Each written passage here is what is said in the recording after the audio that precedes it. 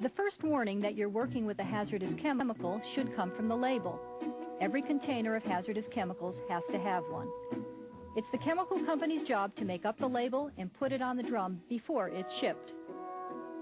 But it's up to every employer who uses a chemical to check for the label when they receive the shipment of chemicals and to make sure that the labels aren't removed or defaced. The label should tell you three things. It has to show the name and address of the company which supplied the chemical.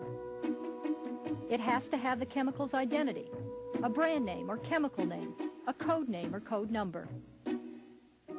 Every label has to have an appropriate hazard warning, the physical and health hazards of using the chemical.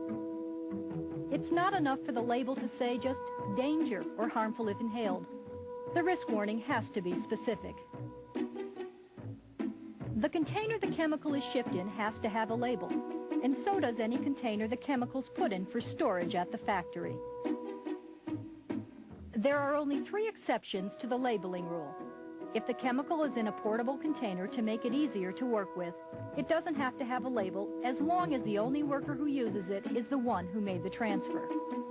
If the chemical is in a stationary process container, like a dip tank or a reaction vessel, the company doesn't have to put a label on it.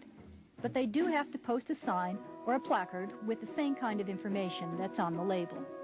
And if chemicals are in the piping system, no label is required. This issue was discussed at our teleconference by Rod Wolford from the Painters Union. Product identity on labels can be brand names or codes or code numbers. So when you're looking at a material safety data sheet, you have to make sure to compare the identity on the MSDS with that on the label. They must be the same.